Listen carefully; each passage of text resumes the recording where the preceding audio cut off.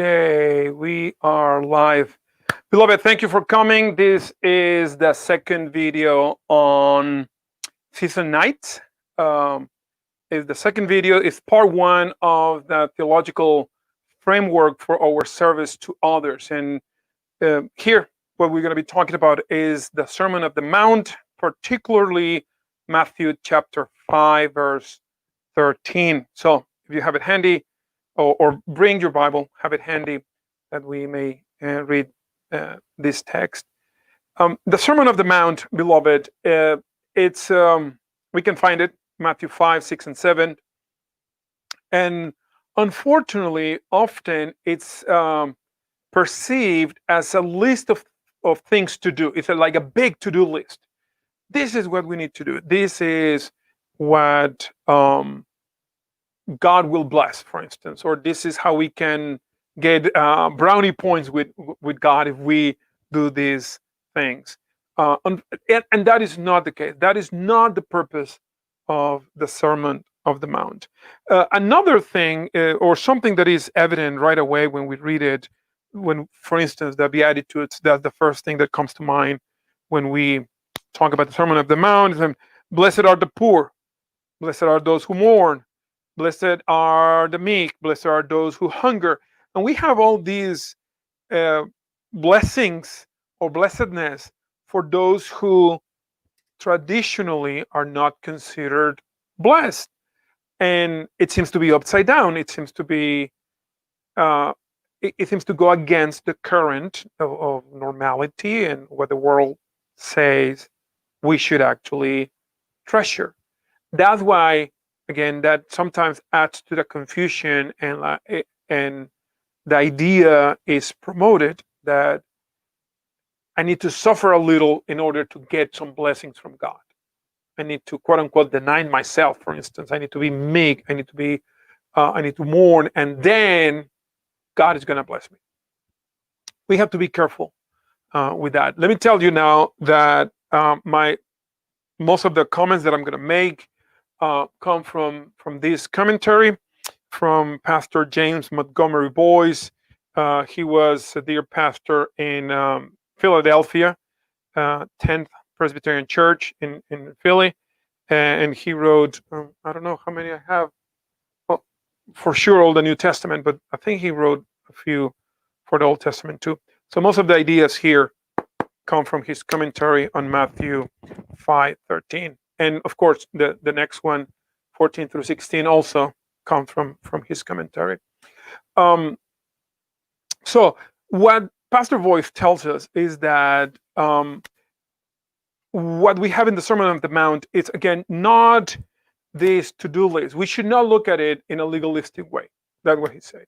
On the contrary, as you see here, the Sermon of the Mount is a description of the impact of the gospel on this life. This is how the church in action should look like. These are characteristics of those who are humble followers of Jesus Christ. In other words, this is a little taste of what it's going to be like when that glory that is to come fully arrives. It's when his kingdom is fully established. This is what it's going to be like. Now, it's upside down. It's upside down because when God the Holy Spirit applies the benefits of the full ministry of God the Son, Jesus Christ, onto our hearts, there's a significant change in priorities. There's a significant change in values. And all of a sudden, the things that we are told that we should treasure, we are like, meh, they're not that attractive anymore. And so that's why we are blessed, those who mourn, those who thirst for justice, those who are peacemakers. Now we are being sanctified, we are being transformed, and so we look like this now. So it's not it's not a to-do list. It's not. We should not look at it as from a legalistic perspective, or should say we have to do this because if we don't do this, then we're not going to be blessed. Or if I want to be blessed, I'm going to do it even if it's momentarily, and then God is going to bless me, and if I don't need that blessing anymore, then I can stop doing that. Hmm. So that is not the purpose. The purpose is to show us this is the church in action. This is the church when it's moving. This is how the followers of Christ look like. This is their interaction with this world. Now, the presentation, the Sermon of the Mount assumes, or maybe more than assumes, it's telling us that there is a problem, that there is decay in the world, and that we need to address it. When the Lord used that illustration, you are the salt of the earth, and I just realized I haven't read the passage, so let me do that now. So this is Matthew 5:13. You are the salt of the earth, but if the salt has lost its taste, how shall its saltiness be restored? It is no longer good for anything except to be thrown out and trampled under people's feet. So this illustration, um, notice the Lord just said, "You are the salt of the earth," and then He goes and elaborates what would happen if the salt all of a sudden is not salty. He didn't stop and describing, this is what I mean by salt. This is what you should understand. In other words, when the Lord uses an illustration, that illustration is easy to understand to those who are hearing. And the point that I'm trying to make, the point that Pastor Roy is trying to make, is that we should be careful not to over spiritualize this. Let's not look at that illustration, look at that illustration from our point of view in the 21st century. We need to look at what people there would have understood. And when the Lord said, "You are like the salt of the earth," people go like, kind of makes sense. Also, it moves them out of their comfort zone. Of course, yes, it happens in almost all the parables. But the foundation, it's there. It's a easy to understand illustration. Now, again, it assumes, or it presents the idea of decay, that there is a problem with the world. And that's also the fundamental context, that there is a problem, and that we would, in our service through others, we also should address this, that there is an issue with the world, and that issue is sin. It's as simple as that. The issue is sin. That sin corrupts, brings decay, and it permeates everything. It's like that deplorable ink. Like you have a white shirt and you have that pen that breaks, and then that ink just extends and extends. Even if it's a small, just a droplet of ink, it just expands and stains the whole thing. Well, not a whole garment, but you know what I'm saying. Sin is like that. It corrupts. It brings decay. It moves into all the little crannies and small places and corrupts our whole being. And the Sermon of the Mount, it's addressing that. It's addressing that decay. It's addressing that corruption. There is an issue with the world. This brings our service to another position. It's not service just because we have a social agenda. It's not service just because we want to be busy. It's not service just because that's a good thing to do. There is something bigger at play. So Pastor Boyce tells us at least 4 characteristics of what I call a salty service. That's me. A salty service, a service to others that uses Matthew 5:13 as part of the foundation, acknowledging, embracing the idea that we are the salt of the earth, has these characteristics. But this is the get-go, that there is corruption, there is a need for restoration. So the first, what a tasty a salty service is like.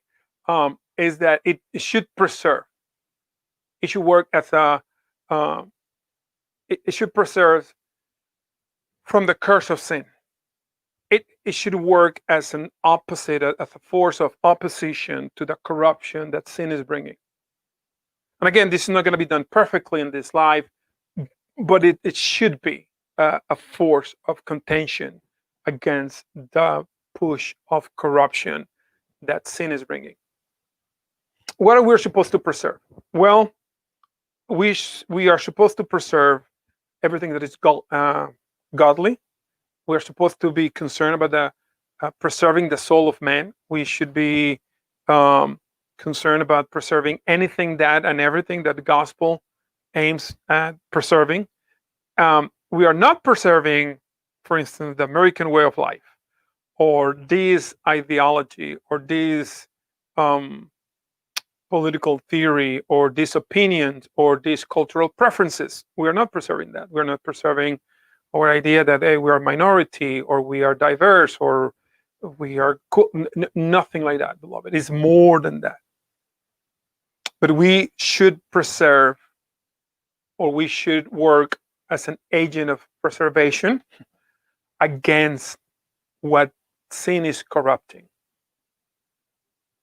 Is that big of a deal? It is that big of a deal.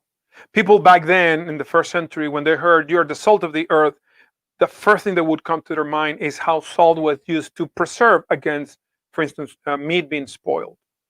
So there was no refrigeration, there was no refrigerators or places where they could keep everything cool and preserve the food for as many days as we can do now. They didn't have that technology, but they will use salt to dry the food out, and then so it removes humidity, and then it will last longer.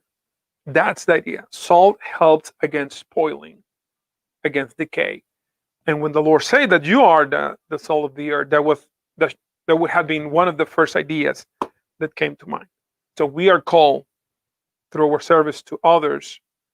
And when I say service to others, I mean those around us, in the places where we live, the places where we work, where we study, and where we go and have fun, even our hobbies or pastimes. There, we are to preserve those around us against the curse of sin with our service to others.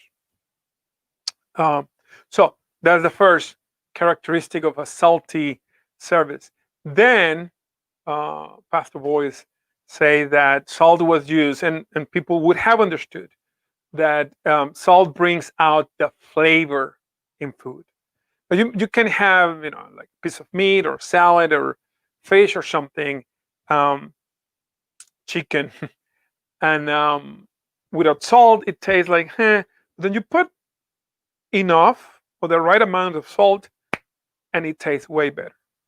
So we, through our service, are supposed to bring out the flavor of the communities we are serving. We're supposed to bring out, for instance, the dignity of the human life. We're supposed to bring out the value that every human being has because we are made in God's image. And that preserving and bringing out the flavor should be the aim of our service, should be the result of our service. I hope you can see that then all of a sudden service is more than just getting busy or doing something. Now we're talking about contributing to his work of redemption, or participating in his work of redemption.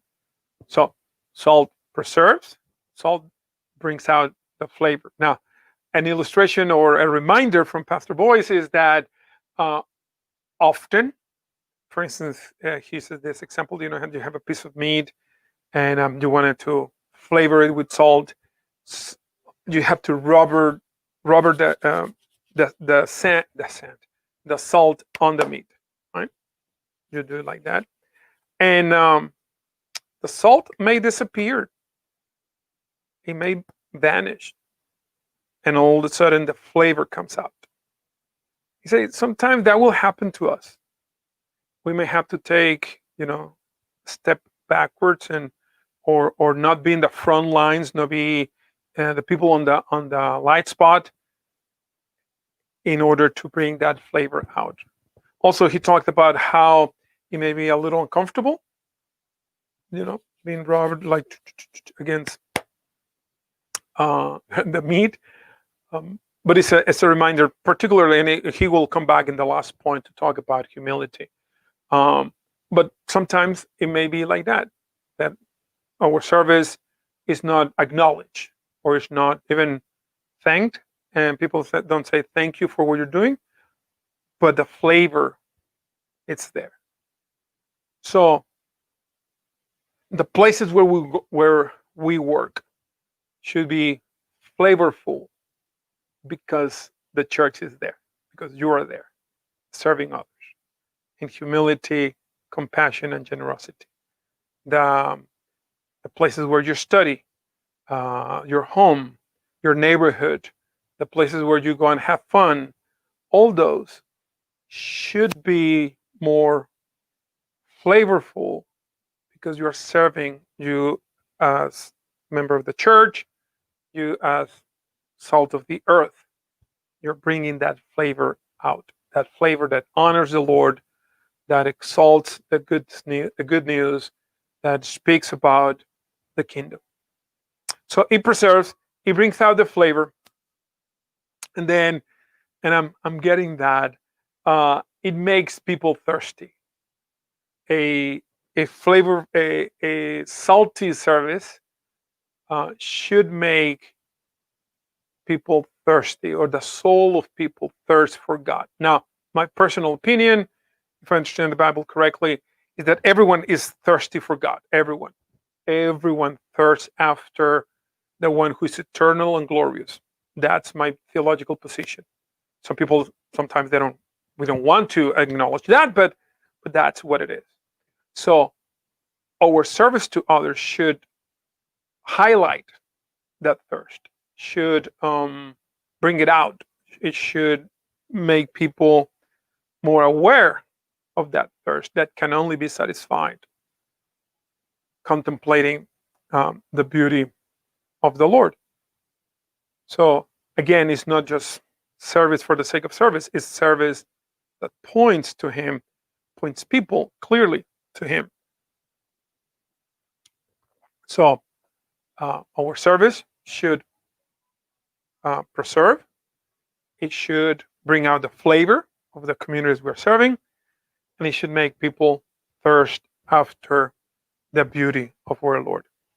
And then finally, and I really appreciate this part, Pastor Boyce reminds us that it is not us. I mean, we are the salt of the earth, yes, but salt was something very common.